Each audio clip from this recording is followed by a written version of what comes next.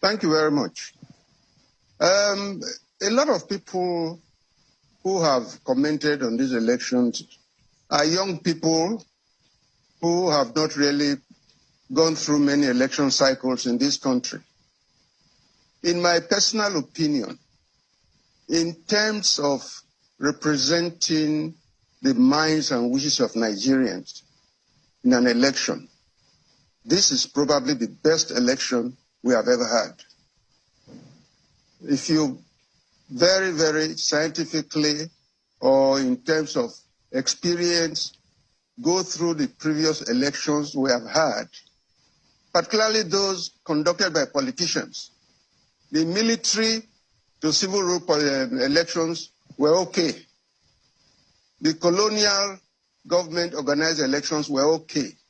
But the problems we have had in this country is politician to politician elections, elections organized by politicians. If you look at those elections, you think of 1959, 1964, where in the North, 80 candidates were returned unopposed out of the 167 constituencies. If you think of the next one we had, in fact, was 1979, I believe. You're right. And we all know what happened. We had the two-test problem. And then, of course, if we come closer to the present time, you have 2007. That is probably the worst election we've ever had under civilian rule.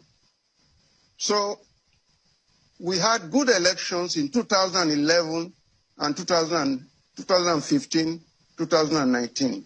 But this, in terms of representing what Nigerians or interpreting and expressing what the Nigerians feel, is the best election we have ever had.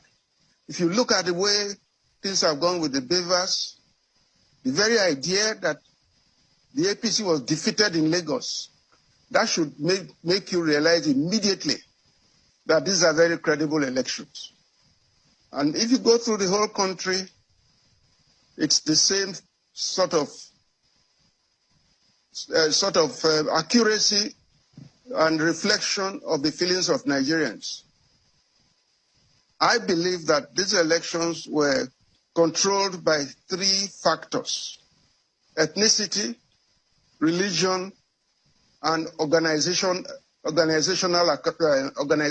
capacity, which is an attribute of Asiwaju Tinubu. Now, if you look at ethnicity, you can see that basically people who won elections came first in the areas where they come from. The three most successful candidates won massively in areas where they came from. Why Tinubu was successful is that apart from the southeast, in areas where he did not come from, northeast, northwest, he was a very, very close second, all through, close second. Then if you look at North Central, he won North Central. If you look at the southeast, of course, was a very, very disastrous election for PDP and APC, where the Labour Party was scoring up to 80, 83, 90%, which is consistent with the tendency of the people populating that area. If you look at South-South, he was very credible. Tinubu was very credible too. Rivers State, Cross Rivers, and credible performance in the areas where he lost. So that's as far as ethnicity is concerned. If you look at religion, you will find Obi polling very well in Plateau State, which has a strong Christian community and which tends to be very, I don't know how to put it, but to be a little bit unhappy with non-Christian communities from the clashes they have had. So he performed very well there. If you look at Nasarawa, where Obi performed very well, I think it's a state that has a lot of people coming from the southeast.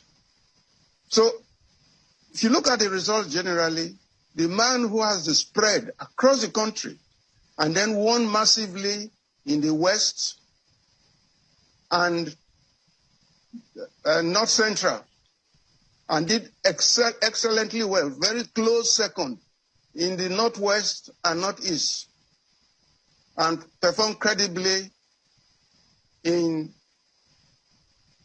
South.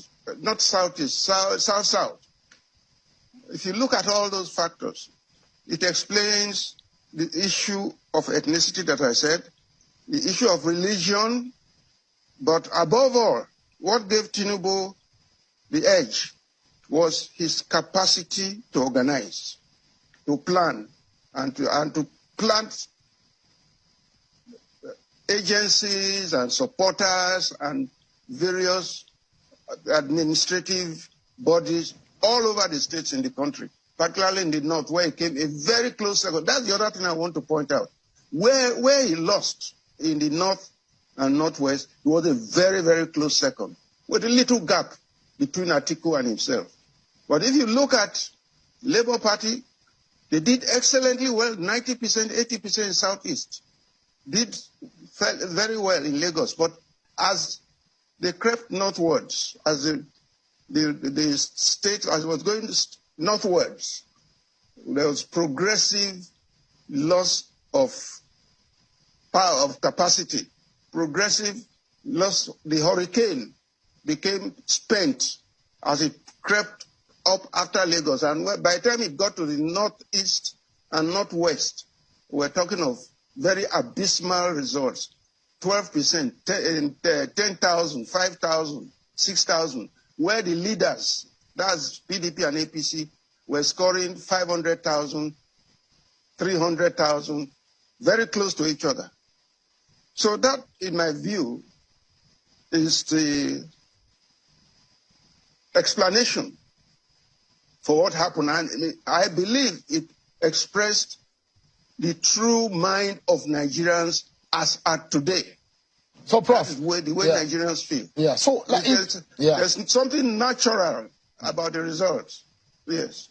There are those who would disagree with that position, and I mean, you've done a lot of analysis as to how you think this election played out and what caused the outcome. But those who are